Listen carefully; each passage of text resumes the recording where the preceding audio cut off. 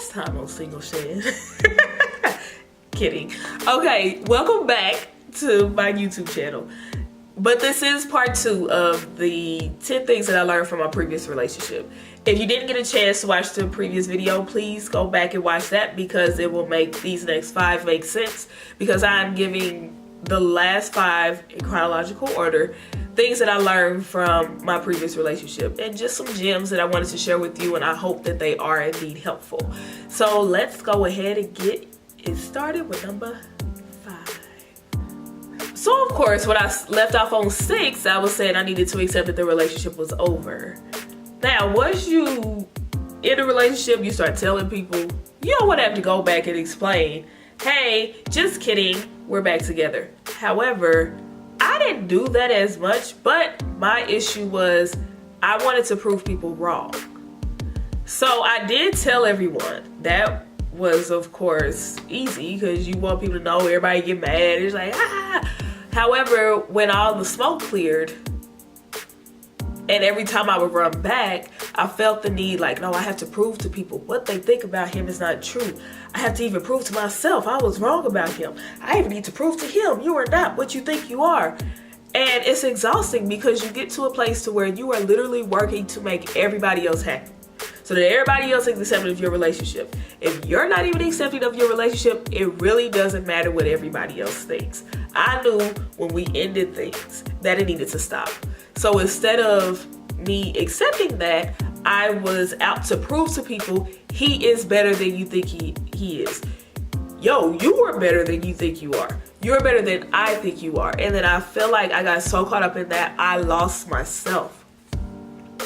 So if you are ever in a position to where you feel as if you have to prove anything to anybody, it's not a good relationship for you. Now, it's different if you in a relationship and you fine with it, everybody else don't support it, that's okay because it's your relationship. However, if you're not satisfied with it, then you get to a place to where you have to prove stuff to other people. It's not worth it. You don't have to prove anything to anybody. So here we go with number 4. It is not normal to argue all the time. Now, when we would break up, get back together, or break up, get back together, never officially, we argued a lot. Now, conflict is healthy. Disagreeing with people, not being in a relationship with somebody that's a yes man, it's healthy. Literally arguing and yelling at the top of your lungs, not so. Doesn't sound like a compatible match to me. We argued a lot and we both felt that we were right, had a very hard time with compromise, even seeing where the other person was coming from. That's not healthy. And a lot of them stem from me defending myself and having to explain myself when I had honestly done nothing wrong. So don't ever feel like if you are arguing with somebody daily, and it's got you raising your voice, got you feeling angry, got you not wanting to talk to this person for a couple days because you need to cool off, it's not healthy. And along with this, if this person does not like to solve conflicts with you involved, if we had the issue together, we have to solve it together. And if this person does not feel as if you are a prime contributor to solving this issue, then that's not compatibility. Number 3, can you see a future with this person?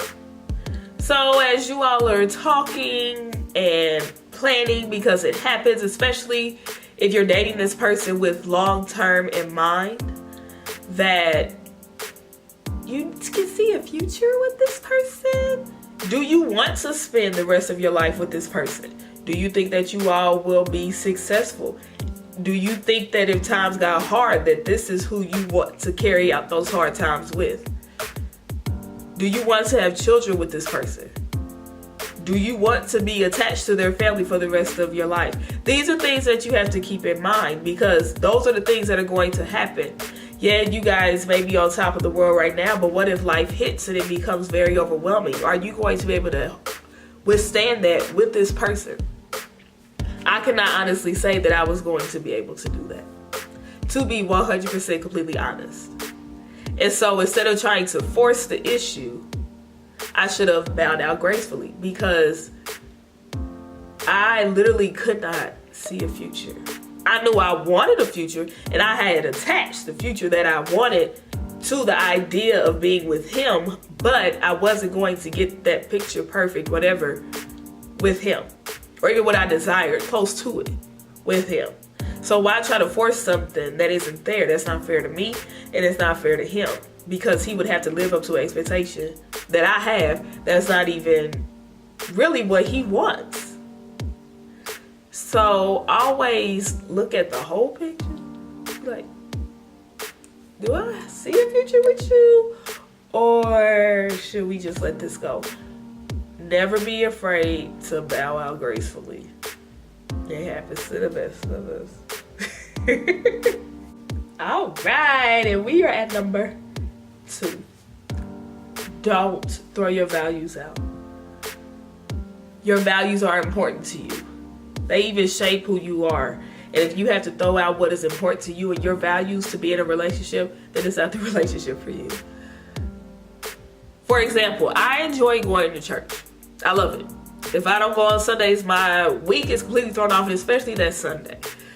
It's important to me. I value it.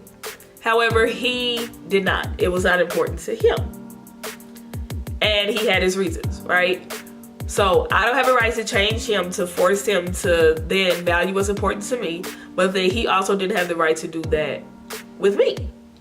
And it's very difficult when you get in a position to where you have to compromise something that's important to you. And that even goes back to not being able to see a future. I'm not getting my kids up and ready for church, and they trying to figure out why daddy don't have to go. We have to have the same values. So if you have to throw out the way that you feel for a relationship to work, something that's important to you like that, it's not a relationship that's for you. You never should have to lose yourself to be in a relationship with somebody. What's important to you is important. And you don't get to lay it to the wayside because they don't value it. Either they see the value that you see or they don't. And vice versa. You don't get to diminish other people's values because they're not important to you. If it's important to them, it should then become important to you, and vice versa. If you really love and care about and see a future with this person. So we have arrived to number 1, which is the one that I value the most because I've never experienced it before. And it's that you can experience heartbreak or a relationship ending and not have hate in your heart. Oh my goodness, I'm so grateful, because if you have watched the video of my singleness journey, I hated my ex from high school and college. Hated him because I felt like he had ruined my opportunity at being a wife and a mother and all of that. So I hated him, and I attached that expectation to him. We was 18 and 19 years old. Like, what was I doing? But I hated him. Like, no lie. It took 8 years to forgive him. And he going on living life, and I'm sitting here with hate in my heart. And with this relationship, all I can do is look at myself and take some reflection and be like, I don't hate him. I'm not even angry with him. I literally am gleaning from what I learned from him and from that relationship to make myself better. And this relationship caused me to love myself. This relationship made me get to a place where I embrace being single. Not because of him, I don't want to be in a relationship ever again in my life. Not so. But simply because I see the value in it. I love myself. You can't see the value in singleness if you don't love yourself, because you feel like that other person will complete you and make you whole, and that's not the case. Like, I just get so excited when I think about the fact I have no hard feelings and no ill will towards him. Like, I wish him well. I want the best for him. I pray for happiness and joy and all those great things to come into his life, because I have no hard feelings towards him.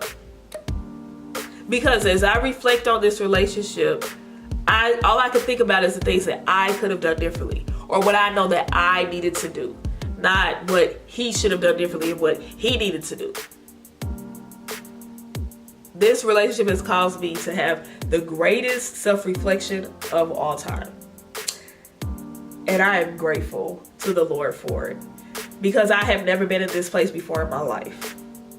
And I am so grateful. Thank you, Jesus. Whew. So I am going to pray now. And I really hope that this helped. And you can always comment and say the things that you learn from your relationships, and share that with me too, because you can't get too much knowledge.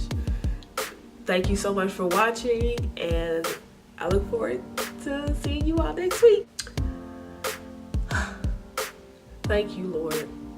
We literally can't thank you enough for all that you do for us. Thank you for clarity. Thank you for speaking to us. Thank you for being there with us time and time again, even when we ignore you, or we're rebellious, or we do whatever we want. You're still always right there. You're never the one that's far away. God, I thank you for every experience that we have had throughout our lives and where it has placed us right here, right now. Thank you, Lord, that sometimes we go through things not only for ourselves, but for others. Lord, thank you for the power of a testimony. Lord, thank you for just the desire and the ability to want to help others.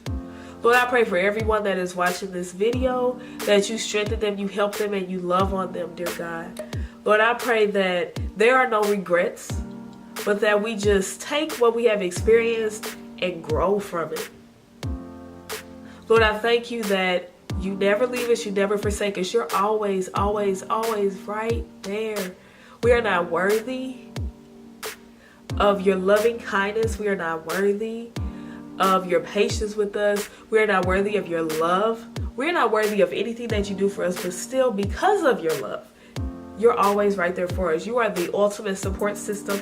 You always have our backs, and you never beat us down for messing up. Where would we be without you? So grateful to you, God. You are so awesome and so great.